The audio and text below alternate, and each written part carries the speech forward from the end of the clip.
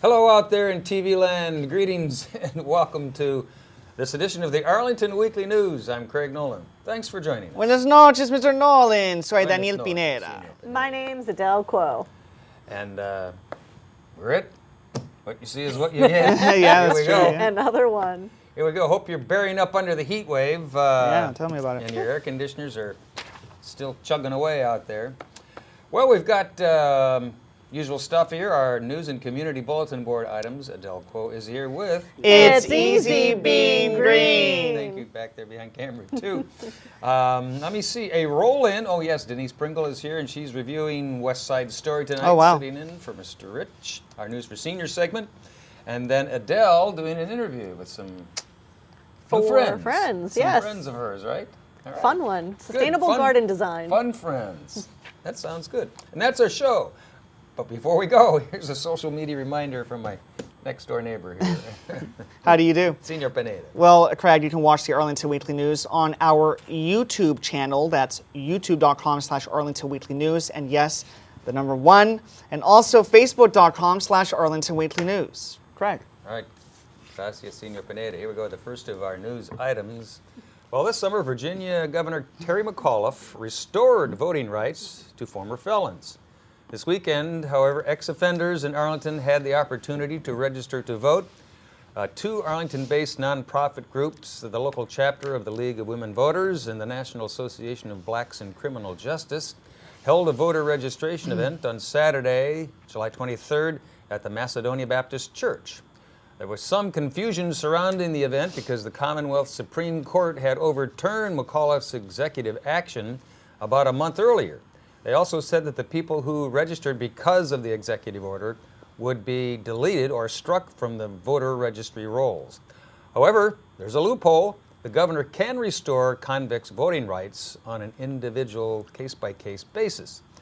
The League of Women Voters considers this event, however, they consider it a success. 14 people showed up to restore their voting rights, and there are about 200,000 ex-offenders in Virginia.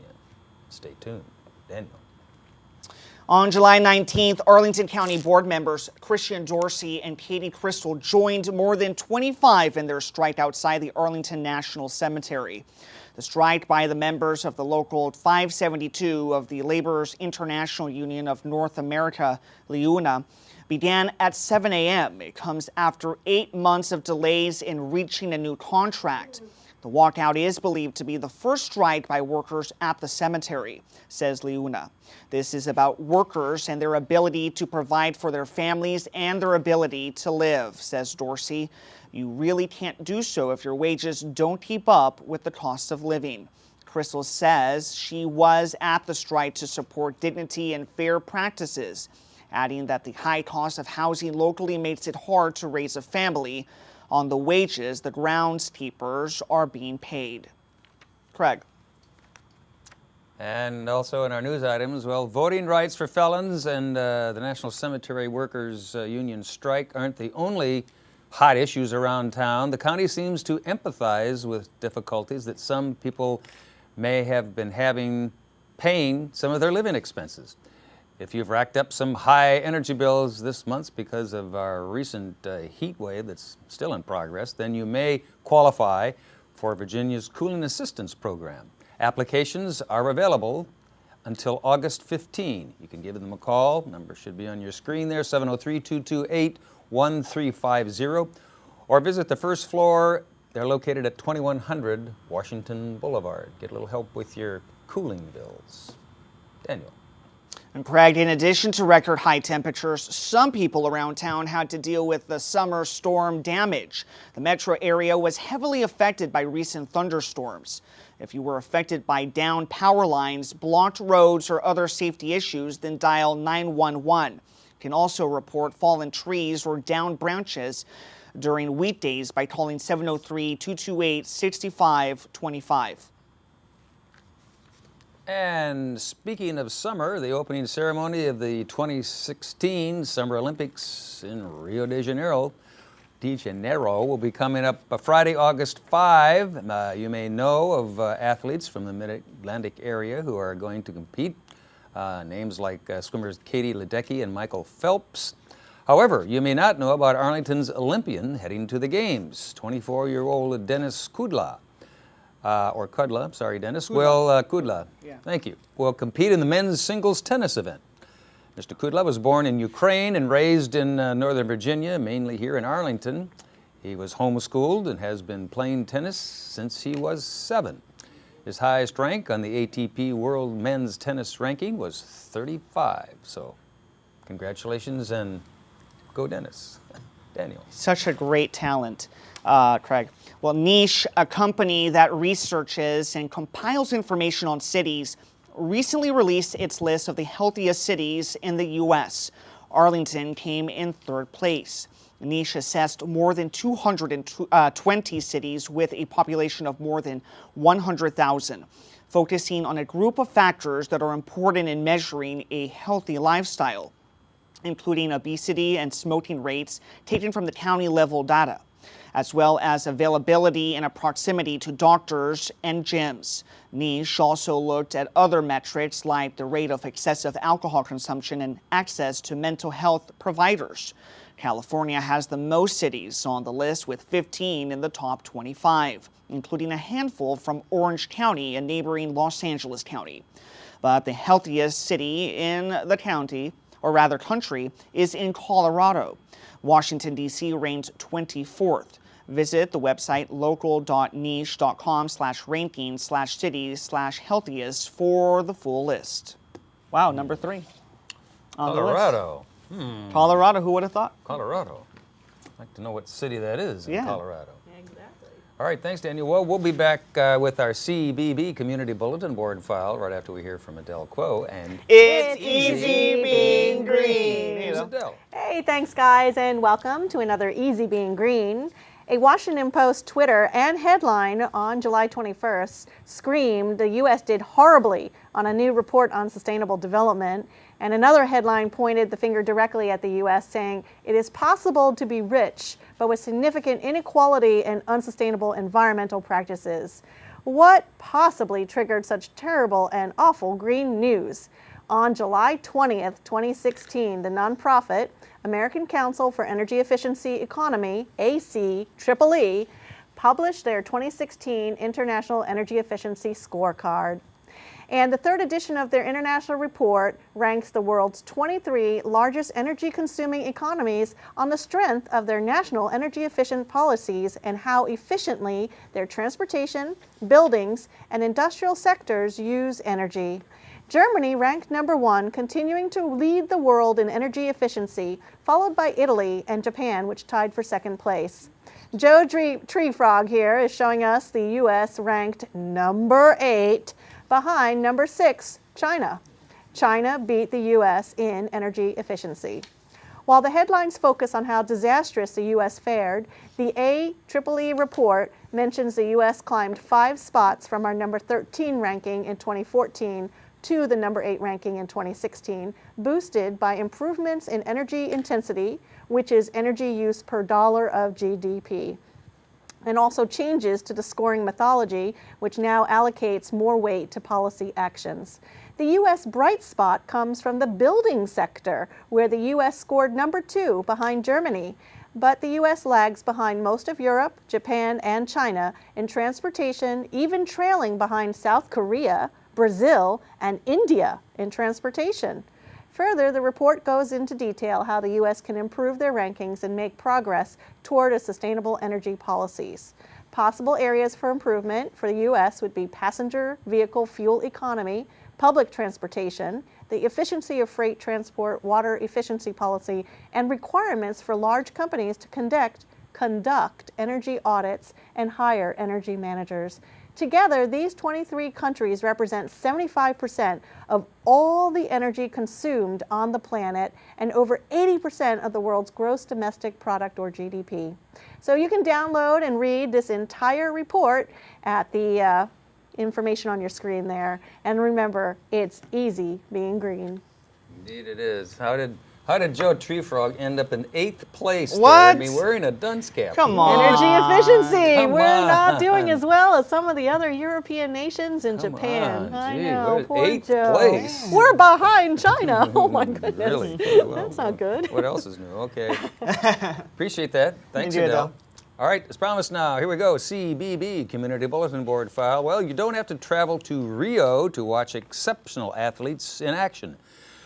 The NVSO Northern Virginia Senior Olympics will host local Olympians from September 10 to the 21st. You can cheer on your favorites age 50 and older at 25 locations across Northern Virginia. Registration has already begun. You can visit their website, should be on your screen there, www.nvso.us, or fill in a form at any local senior or community center and event venues. Okay. You can also give them a call. Here's their number on your screen, 703-830-5604, or email nvso1982@gmail.com for more details. Daniel. Go USA. They have to win, right? USA Senior. Yep. Well, the end of July has seen some pretty hot days, but the evenings may be just right for an outdoor movie. Here are just some of the upcoming ones that you may be interested in. Every Thursday, Arlington's Columbia Pike Branch Library will host its movie matinee series. This year's theme is sports. On August the 4th from 2 p.m. to 4 p.m., you can watch about Jackie Robinson's historic 1947 feat of breaking the baseball race barrier. Craig. Also in our movie rundown here on Friday, August 5, come and enjoy the animated feature Up. The film centers on an elderly widower named Carl Fredrickson and an earnest young named Russell. By tying thousands of balloons to his home, the 78-year-old Carl sets out to fulfill his dream to see the wilds of the flight and complete a promise to his late wife, Ellie. The film has some lovely, gentle sections and music offset to comedy. So check out Up. Also in our movies, Daniel. Well, yeah, that's on Saturday, July 30th at 8:30 p.m. The 2001 movie Moulin Rouge will be shown at Columbia Pike, Penrose Square. In the story, a poet falls for a beautiful courtesan whom a jealous duke covets in this stylish musical with music drawn with familiar 20th century sources. Admission is free. Limited seating is provided on a first-come, first-served basis at each location. You are encouraged to bring your own chair. All right. We'll be back with our News for Seniors file. Have you ever seen West Side Story? Absolutely, yeah. West Side Story was I want to live in great America. movie. Absolutely. Great movie and great play. And Denise reading Pringle ink. saw the play, and here is her reaction. The Little Theater of Alexandria begins its season with the classic West Side Story. Tony and Maria, based on Romeo and Juliet, are young people whose love could not survive the hatred and violence of their friends and families. Set in the West Side neighborhood of 1950s Manhattan, two gangs, the Anglo Jets and the Puerto Rican Sharks, are becoming more and more intolerant of each other and are headed for a rumble. The Jets reach out to Tony to join their war council, although he is trying to phase out of his life as a gang member. At a dance, he meets Maria, the young sister of the Sharks leader Bernardo, and falls in love. The forbidden inter-gang romance exacerbates the violence and tragically ends several young lives. The public often judges the success of a Broadway musical by whether or not its score includes any showstoppers. West Side Story's Maria, Tonight, and Somewhere have all become standards. This production has managed to find the beautiful voices of Ben Peter and Lexi McIntyre to bring them to life. The score is a fusion of Latin, jazz, and classical music. The quirky notes that inevitably signal the arrival of finger-snapping, high-leaping gang members sound fresh and edgy today. One can only imagine how they overwhelmed the audiences in 1957. The set and lighting design really captured the gritty feel of a neighborhood besieged by the teenage turf war. As the jets stand on the bridge and the lights come up to reveal the sharks emerging from the darkness below, the stage is literally set for the ominous fight that is about to follow. The dialogue includes one jet member calling another daddy-o, a slang term retired long ago. However, its message of the senseless violence of racism and its ensuing heartache has only multiplied over the decades. For that reason alone, West Side Story should be performed over and over again in the hopes that one day the message will sink in. Its glorious music and dances are just thrilling vehicles to deliver that message. The musical continues through August 13th at the Little Theater of Alexandria. I'm Denise Pringle. Back to the news desk. All right, thanks, Denise. Great job. West Side Story down at LTA through August 13. Check it out. Should be a great show. Okay, here we go. As promised now, our Stand-Up NSF News for Seniors segment. First of our items. Well, for you folk music fans and singers as well, if some of your inspirations were Joan Baez, Bob Dylan, or Joni Mitchell, you're in for a treat. A few of the inspirations and music from those folks are coming up at this event. You can listen and enjoy music, or you can sing along as well. You can do whatever it is that allows you to do some reminiscing with peers while having an enjoyable time. You can bring your lunch if you want. That's coming up Monday, August 1st at Lee Senior Center from 11:30 to 1:30. For more information, give them a call. Information's on your screen, 703-228-0555. Daniel. Fred, this is a great program. Whether you've just gotten a new device or want to better operate the one you have, this program will help you learn a little about how to use your Apple products, including Mac computers, iPads, and iPhones. Lowell Nelson, volunteer and experienced Apple user, will answer all of your questions. These are individual sessions, so you must call for an appointment. Appointments can be made for Wednesday, August the 3rd between 9:30 a.m. and 11:45 a.m. at Walter Reed Senior Center, or on Friday, that's August the 5th between 10:30 a.m. and 12:45 p.m. at Aurora Hills. The phone numbers are on the screen. Walter Reed is 703-228-0955 and Aurora Hills is at 703-228-5722. So get to know your iPhone, iPads, anything Apple products. Still trying to get to know my iPad. Thanks, Daniel. Here we go. Also in News for Seniors, well, if you're thinking about making a move soon, then you might want to hear from Janice Spearbeck, who's a realtor with RE/MAX Gateway. No matter what your motivation is for considering a move, you should know about and understand the current state of the market in Arlington. That's coming up Wednesday, August 3 from 6:30 to 7:30 p.m. at Arlington Mill. For more information and to register, give them a call. The number's on your screen, 703-228-7369. Daniel. Well, Craig, relax and listen to the toe-tapping jazzy swing of the Tom Cunningham Orchestra, a 17-piece band as they open their rehearsal to listeners. Put on your dancing shoes or just come to hear some of your favorite big band music. It's guaranteed to be a big treat. Bring your friends or family. All ages are welcome at this very special event. It happens on Monday, August the 1st from 8 to 9:45 p.m. at Walter Reed Senior Center. Give them a call at 703-228-0955 to learn more. All right, thanks, Daniel. And coming up next on this edition of the Arlington Weekly News, our good friend down here at the end of the desk, Miss Adele, doing double duty tonight, talking with some friends, and I'm sure it has something to do with sustainability. Here's Adele. I've got a great group here today to talk about a special and innovative sustainable landscape project. Meet Julie and Ian Liu, originally from California. They purchased their home by Trips Run Stream in 2005, and they focused first on remodeling their home due to their California sensibilities. After the 2012 derecho, Trips Run Stream lapped at the threshold of their back door. Julie and Ian were already fed up with their existing landscapes, the existing lawn that demanded a lot of time and maintenance, the mostly non-native foundation plants they inherited, a muddy backyard, slippery access, and zero connection between the land and their home's unique architecture from their remodel.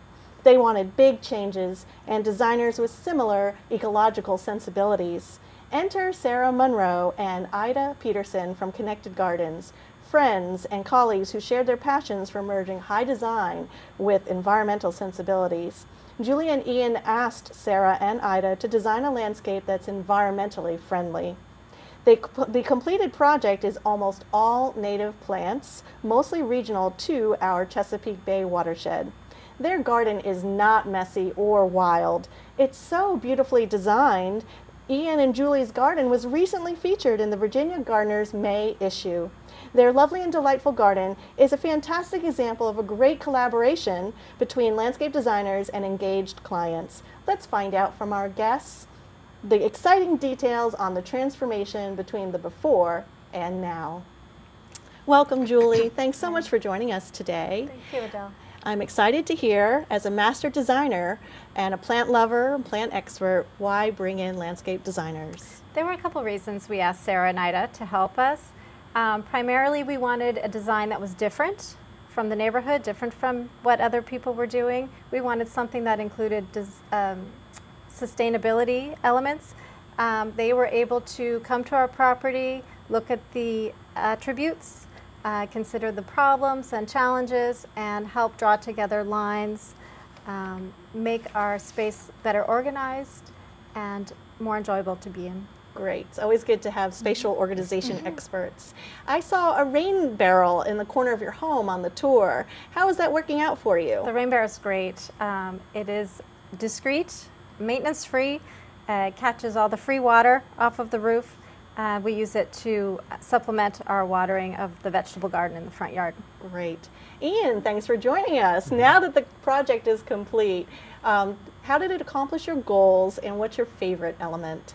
Well, I'm all about the food, and the garden actually is in the front, which is somewhat unconventional, but that's where all the sun comes in.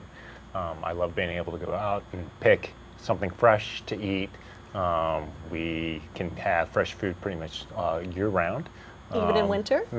We can grow winter greens out there, and during the summer it's especially great to get fresh tomatoes that come off, and they're so sweet. Did I see corn? Oh yes, corn as well. We've had corn as well. Wonderful. Now, I also understand you have 3 boys, but no lawn. Does your family miss that lawn at all? No, not really. The lawn was a lot of work, a lot of maintenance. You had to mow it, so you don't have to mow anymore. It's also not a very permeable surface, so now what we have is a better management of water runoff. Great. Thanks, guys. So let's hear from our designers. Ida, welcome. And when you first got to Ian and Julie's property, tell me what informed your design process. Ian and Julie have a great little house, but what they've done on the front of it is to put a huge rectangular piece of corrugated metal. And that corrugated metal spoke to how we were going to design the rest of the property. And the rest of the property is done in a very rectangular method with the beds in the front. And then we go to the side garden where we actually have a deck on the side, and we meshed some of the elements that they have on their house besides the corrugated metal, which is there's wood and there's black steel. So we use the corresponding wood for fencing, we use the corresponding black steel for their gates. But again, it was very rectilinear. I thought that design was very special. I think it's an Ida original garden gate. Yes. Ida, how long was the project from start to finish, and what was the major challenge you ran into? The project was done in 2 phases. The first phase was the front yard, and the design for that totally was about 2 months. And then probably the actual construction was about 2 months. But from start to finish, it was a year.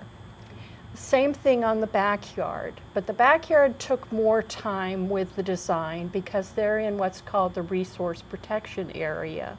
So there were a lot of requirements that Fairfax County has for what you can and can't do within such an area.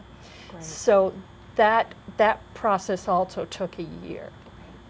And lastly, Sarah, this is a very unusual design that departed from the norm with veggies in the front, a deck on the side due to the RPA. And I saw a native plant meadow instead of a lawn. So why was that necessary? Why use native plants? Well, native plants are a huge portion of how this landscape works. Not only does it provide food and comfort for the Liu family, but they were equally concerned to provide those same creature comforts to the life around them. So native plants support that food chain, they provide wildlife habitat, they reduce maintenance, and they help protect the stream bank. The roots of native plants, for example, some of them are 15 feet versus your turf grass, which is maybe a couple or 3 inches. Obviously, turf grass loses in that battle. And finally, they impart a true sense of place to the landscape. If you had strolled this land years ago before a developer ever dreamed of it as a neighborhood, you would have seen these plants. Great. So if people want to reach Ida and Sarah at Connected Gardens, how can we reach you? You can reach us at our email address, which is info@connectedgardens.com. Great. Thanks again, everyone, for joining us today. And thank you, Julie and Ian, for allowing us to visit your special garden and sharing your success story. And thank you, Sarah and Ida, for sharing your designs and how to merge design with ecology. And back to the news desk, everyone. Look at the wrong camera. All right, thanks, Adele. It's easy Great job. being green, doing a connected garden in your Rain gardens, rain barrels. I talk about them Always. often. Right. And both of Yep. us went there. Beautiful garden. It I see is, those it rain really barrels is. Yeah. around Arlington. There are a few folks who have them. Yes. Some of them are painted up in really nice, bright colors. And it was very pretty, right? Daniel saw Absolutely, the yeah. garden, Beautiful colors, and the people are awesome. and the fountain was Yeah. great. I loved it. Excellent. Well, thanks, Adele. Thank you, Adele. We appreciate you doing double duty again tonight. Absolutely. And that's about a wrap. Just a quick production note. We will not be in production next week, so in case you happen to see all of us here in the same, looking the same, 2 weeks in a row, because we will not be producing a show next week. So our apologies for some of the dates that may be forthcoming there, but we'll get back on track here in another week or two. And that's our show. So thanks to all of you for watching. Thank you. And thanks to crew and cast and everybody. And have a safe week out there. If you're here, you're there, we'll be here. Stay cool. And we'll try it all again. Maybe we need a week off. Go USA. Take care. USA. Have a safe week. Bye-bye. Stay cool, stay Go cool. USA.